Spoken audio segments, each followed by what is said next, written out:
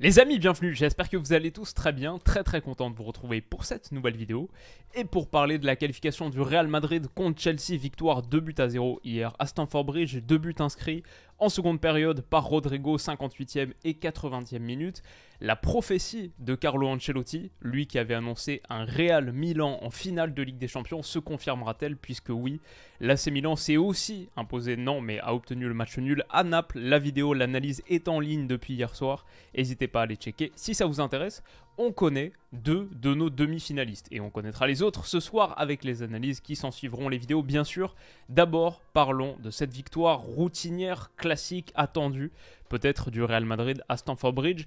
Le Real qui file en demi-Ligue des Champions après avoir rencontré un Chelsea un peu expérimental, 3-5-2, Kai Havertz associé à Conor Gallagher en pointe, João Félix qui avait démarré le match aller aux côtés de Raheem Sterling, si je me souviens bien, les deux étaient sur le banc, sont entrés à la 60e minute de jeu, sinon Kovacic, Enzo Fernandez, Kanté, ça c'était plutôt du classique, Koulibaly suspendu ou blessé au match aller, Fofana, Thiago Silva et donc Chalobah en défense centrale, les trois de la charnière. Côté Real Madrid, c'était exactement le même 11 qu'à l'aller, avec donc Camavinga latéral gauche, Fede Valverde au milieu qui a fait un top match, comme on peut parler des top performances de Rodrigo, de Carvajal, d'Eder Militao, de Thibaut Courtois, beaucoup de grandes perfs du côté du Real Madrid. Benzema un peu la déception, mais je crois qu'il avait pris une petite blessure en début de match. Bref, on va se passer les images, le résumé tactique, ça commence maintenant, donc installez-vous bien.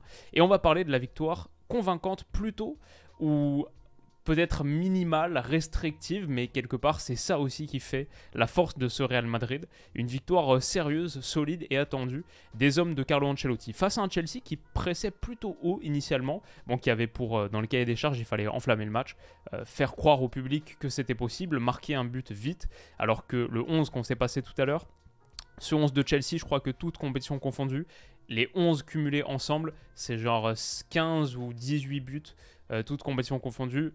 Juste Benzema, c'était 26 ou 27 cette saison. Ça allait être difficile pour Chelsea qui n'avait pas marqué de but sur 4 de ses 5 derniers matchs. Toutes compétitions confondues. Mais donc, le plan, c'était d'être très haut avec, comme on l'a vu, et comme on en a parlé il y a quelques semaines avec le retour d'N'Golo Kanté, bien sûr, Kanté très haut sur le terrain. Toujours très haut. Pile en dessous de Kai Havertz. Conor Gallagher un petit peu plus sur le côté. Reece James, bon, le piston droit qui était extrêmement haut. Marquage quasiment en individuel, pression haute. Et ça a plutôt payé initialement. Même un gars comme Luka Modric, surprenant, a été poussé à la faute. Genre là, c'est récupéré par Conor Gallagher. Malheureusement, la transmission derrière est pas bonne. Et ça, c'était un petit peu l'histoire du match de Chelsea. Plutôt des bonnes intentions, j'ai trouvé, sur au moins la première mi-temps. Sur les 50 premières minutes, on va dire. Mais après, la justesse des choix et la qualité à la finition, c'est vraiment là qu'ils ont pêché. La Ligue des Champions, comme on l'a dit, à l'envie, comme on le répète depuis des années, c'est les deux surfaces de réparation avant tout.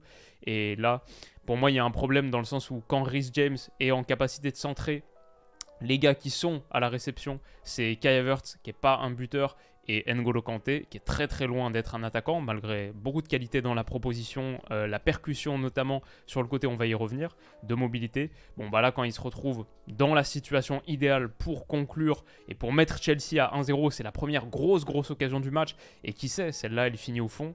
Peut-être que tout change derrière. La reprise pied gauche d'N'Golo Kanté, elle passe à côté, et Chelsea ne surgit pas, ne profite pas de cette opportunité. Pourtant, il y a eu des moments, comme on le voit ici, de pression haute qui ont abouti, beaucoup d'agressivité, comme j'ai dit, plutôt les bons ingrédients sur la mentalité. Et ce petit ballon de Chalobah, il trouve Kai Havertz, mais derrière, qui est-ce qu'il y a au centre? Ça, c'est le problème. Quand Kai Havertz, peut-être parmi tes pointes, ta seule, c'est même pas une pointe, mais parmi tes attaquants sur le papier, le 3-5-2 avec Conor Gallagher et Kai Havertz, le gars qui est peut-être le plus en capacité d'être à la réception de centre éventuel, et encore, bah c'est lui qui est en train de réaliser ce centre. Et au centre, il y a qui? Au milieu, il y a qui? N'Golo Kanté, Reece James, je crois que c'est Enzo Fernandez ici. Bref, très difficile pour Chelsea d'être menaçant dans cette configuration. Et typiquement, ce petit centre plutôt pas mal mis de Kai Havertz, bah Reece James est pas en capacité de le contrôler. Ça, je suis pas certain que ça touche sa main, là on dirait, mais je crois que ça rebondit plutôt sur le bas-ventre. Daniel Orsato donne main, mais le contrôle était mauvais. Et à nouveau, Chelsea ne profite pas de cette opportunité. Chelsea, on sait, son problème cette saison, c'est marquer des buts. Comme on a dit, 5 matchs sur les 6 derniers sans marquer le moindre but. L'ère Lampard, 4 matchs, 4 défaites, on va y revenir, 3 sans marquer le moindre but. Grosse difficulté à la finition. Et bah là, ça s'est vu encore. Voilà, sur un centre de Reece James, non, sur un ballon qui est mis, ça c'était un des axes de construction de Chelsea, chercher souvent le côté, et en l'occurrence le côté droit, Reece James face à Camavinga, avec Vinicius qui revenait pas trop la plupart du temps. Donc c'était une de leurs idées phares.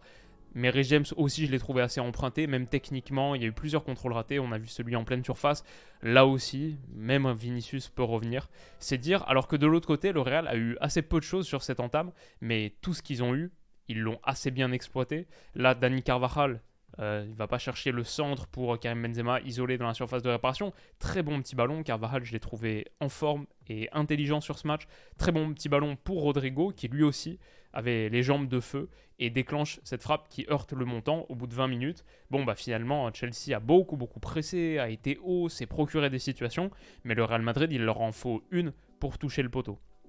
Et encore une fois, manque de qualité à la finition. Là, sur un centre en retrait de Marco Cucurella, comme ça, pas de gauche. Conor Gallagher, il a une tête seule au 6 mètres, elle passe au-dessus, il n'arrive pas à la rabattre. De toute manière, Cucurella était hors jeu sur la déviation de Kai Havertz, mais c'est juste pour dire, Gallagher, c'est pas un avant-centre. J'ai pas trop compris ce choix de Frank Lampard. Gallagher, je l'ai trouvé en grande difficulté, et dans tous les cas, il n'y avait pas cette pointe capable de te mettre ces occasions-là au fond. Donc voilà, on reste à 0-0. Chelsea ne marquera pas le moindre but du match, malgré des choses intéressantes, notamment d'N'Golo Kanté. Bon, il s'est trouvé dans des positions intéressantes pour conclure, ça a raté, mais même sur la percussion, il était toujours très menaçant, comme on en parle depuis un moment maintenant. C'était plutôt un des axes de satisfaction de Chelsea. Et encore une fois, Reece James trouvé sur son côté. Là, il y a de l'ouverture. Centre en retrait. Mais qui s'est projeté véritablement, c'est Kovacic, Gallagher, N'Golo Kanté, Cucurella de l'autre côté. Voilà, c'est dommage pour Chelsea que sur tes mouvements, sur tes déplacements intéressants, ce soit ça la possibilité. Puis après, le Real n'a pas particulièrement bien défendu cette situation précise, mais derrière, Thibaut Courtois sort un arrêt absolument magique sur Marco Cucurella. Monstrueux. Et là aussi, on parle des deux surfaces. Bah, on sait à quel point le Real Madrid a remporté ne serait-ce que la dernière finale de Ligue des Champions en étant avant tout bon dans les deux surfaces avec un Thibaut Courtois qui avait été monstrueux homme du match. Et moi je suis choqué sur ce centre en retrait où d'abord le ballon passe devant le but, donc il est pris, il a vite de l'espace à aller couvrir. Il réalise cette superbe parade, mais après avoir bien bouché l'angle, hyper rapidement, revenu sur ses appuis. Un gars de ce gabarit qui est capable de se déplacer aussi rapidement et de prendre du coup autant d'espace en bouchant autant l'angle, cette parade elle est de très haut niveau et c'est la grande classe de Thibaut Courtois qui réalise le geste décisif juste avant la mi-temps. Là aussi, pas mal de choses auraient pu changer et c'est super bien fait. Chelsea, Real Madrid 0-0 à la pause. Les deux rentrent au vestiaire et bon, bah, Chelsea, l'idée est claire, il faut en marquer deux maintenant en 45 minutes. Ils vont avoir une autre grosse occasion, encore une fois, sur ce centre de Kai Havertz, pied droit. Qui est-ce qui est dans la surface de réparation? N'Golo Kanté, Conor Gallagher, Cucurella de l'autre côté. C'est Kanté qui va pouvoir profiter d'un petit ballon remisé de Gallagher, mais Eder Militao sur la trajectoire le sort. Et encore une fois, Chelsea a eu l'occasion pour passer devant, pour enflammer ce match, mais t'as pas de buteur et ça se voit. Les coups de pied arrêtés ont été mal tirés aussi. Je pense que c'était un problème. Pas vraiment la possibilité de faire mal sur cette phase du jeu. Là, c'est bien repoussé par Karim Benzema. Et moi, ça m'a fait rire. Il y a eu plusieurs moments qui m'ont fait rire. Les deux moments du but, en fait. Parce qu'il y a des choses qui se passent un petit peu en dehors du terrain. Et le réalisateur fait un plan sur Todd Boehly, qui est en train de, consulter son smartphone. En plus, il fait un mouvement, on dirait qu'il... Le mouvement du doigt, ça ressemble pas forcément à quelqu'un qui est en train de répondre à un message ou même de scroller un truc. C'est un peu chelou, bref. Et hop, il cache son phone quand il se rend compte qu'il est filmé. J'ai bien aimé ce petit geste. Surtout que c'est l'action, malheureusement, qui va amener, malheureusement pour Chelsea, au but, à l'ouverture du score du Real Madrid. Marco Cucurella qui est monté très haut, la pression de Chelsea, la pression haute, l'agressivité, si tu réussis pas à la transformer en but, elle peut te piquer, elle peut te faire mal aussi. C'est forcément à double tranchant. Et Eder Militao trouve un bon renversement. C'est une action en 3 temps, il y a ce renversement, il y a le 1 contre 1 qui est remporté par Rodrigo sur Chalobah. Pour Chalobah, si tu vas tenter ce tacle-là, il faut prendre soit le ballon, soit l'homme. C'est aucun des deux. Et Rodrigo, derrière, va réussir un bon petit centre en retrait. Karim Benzema est trop court. Dans un autre soir, peut-être qu'il la met au fond, mais on a vu à quel point il était diminué physiquement. Il doit sortir autour de l'heure de jeu. Même après, au moment du but de la célébration, il se tient la jambe. Je crois qu'il a eu un coup en début de match. Mais moi, ce que j'aime bien, c'est Vinicius, là, qui n'a pas fait un match fantastique dans l'absolu, mais qui a été là au moment où ça comptait, sur le deuxième but, et ici, sur le premier, en temporisant parfaitement, en prenant le temps, au lieu d'enchaîner tout de suite une frappe. Moi, je me dis, c'est ce qu'il va faire. Ça me rappelle un but qu'il a marqué. Est-ce que c'était contre Liverpool, peut-être je me souviens plus exactement, mais où il est comme ça au second poteau, et ensuite il va envelopper comme ça dans une frappe un petit peu haute. Il temporise, trouve le ballon pour Rodrigo, contrôle, frappe, enchaînement extrêmement rapide, juste le temps de se la poser et de la mettre sur son pied gauche, de trouver le petit espace. Honnêtement, j'ai vu ici sur cette action toute la lucidité du Real Madrid. C'est ça qui en fait un club différent sur ces grands matchs de Ligue des Champions et tellement difficile à battre pour les autres. Je trouve c'est que dans leur tête, le temps ralentit quand ils entrent dans la surface de réparation. Ils donnent l'impression d'avoir vraiment beaucoup plus de confiance, de sérénité, le sang-froid, le cœur qui bat pas trop vite et suffisamment lentement pour pouvoir prendre les bonnes décisions sur les moments où ça compte, typiquement comme là. 1-0, célébration ronaldesque pour Rodrigo, et comme ce qu'on avait souligné au match aller, là cette fois Chelsea est à 3 derrière. Les ailiers du Real Madrid, sur ces transitions, font si mal avec leur course vers l'intérieur. Rodrigo qui trouve Vinicius, c'est pas un hasard, c'est exactement ce qu'on avait vu au match aller, au Santiago Bernabéu, avec ses courses qui rentrent vers l'intérieur et qui sont très très menaçantes pour une ligne de Chelsea qui est extrêmement étirée. Finalement, c'est sur la moitié de terrain au moment de la transition. Alors, au moment, pardon, pas de la transition, parce que c'est un ballon simple joué par Eder Militao, mais au moment de cette attaque rapide dans le grand espace, c'est un 3 contre 3, alors certes sur une grande parcelle de terrain, mais on a les 3 avants du Real sur les 3 défenseurs centraux de Chelsea, et à la fin, ça leur coûte cher. 1-0, Lampard fait entrer Joao Félix et Raheem Sterling à l'heure de jeu, pas suffisant pour prendre l'avantage. Thibaut Courtois continue à se montrer très solide dans les buts, notamment ici, sur cette frappe d'Enzo Fernandez, qu'il repousse confortablement.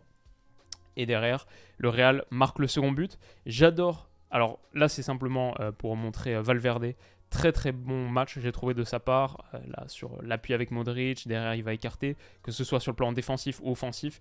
Valverde, un des hommes de la partie, je crois qu'il a été élu homme du match, des images que j'ai vues. Je l'ai vu tenir un petit trophée, je crois pas que ce soit lié au match aller, donc c'est sans doute le match retour. Je crois qu'il a été élu homme du match, malgré le doublé de Rodrigo.